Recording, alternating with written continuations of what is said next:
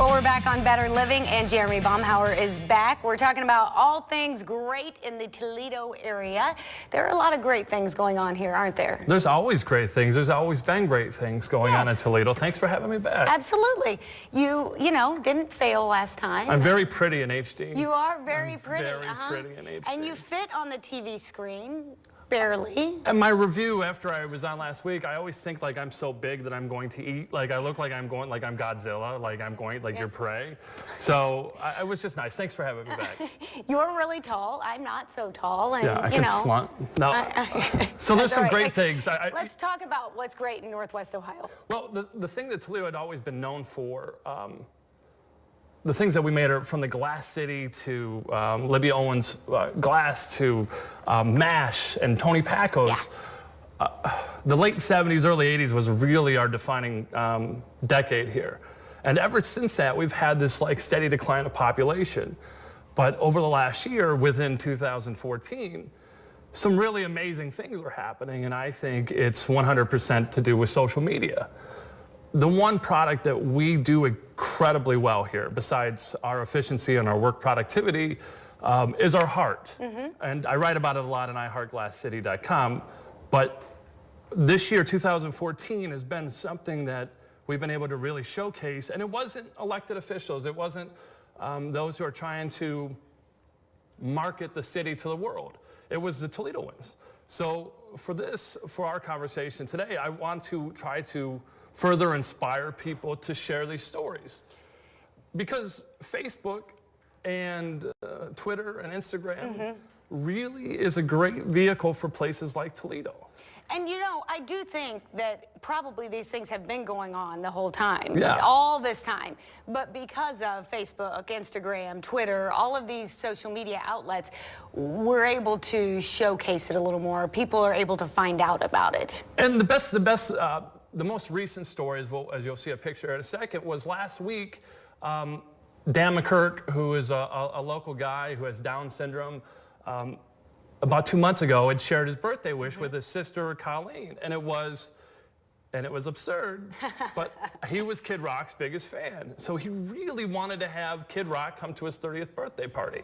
And because he was able to dream in such a big manner, so many people connected with it that it reached Kid Rock. So last Monday night, the family had no idea he was coming. They went to this restaurant, and about 10 minutes out, the manager walked over and like whispered in Colleen's ear, "Get your camera ready," and they're all like crying. Look who shows up! And then Kid Rock shows up, and then this amazing thing happens.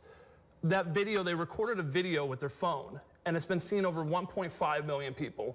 The Today Show, GMA, all these different programs across the country said the word Toledo.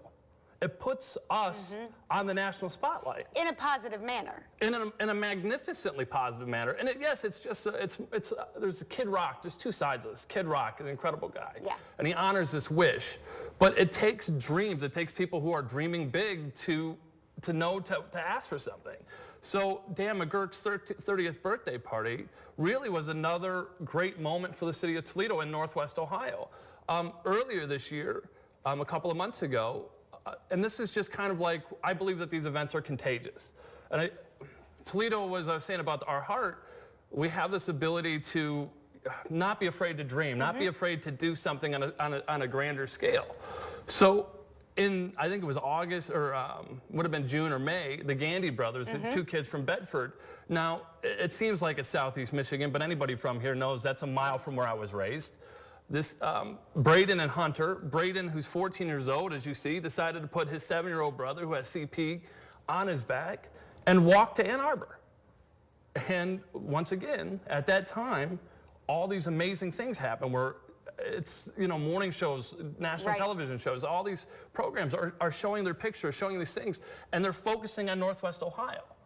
And from a town that, from the MASH days, from Tony Pacco's, that we're always known for our product, like our productivity and our workers' ethics and these amazing things we do at Jeep, it's showing what we really have, and which is a magnificent heart and character.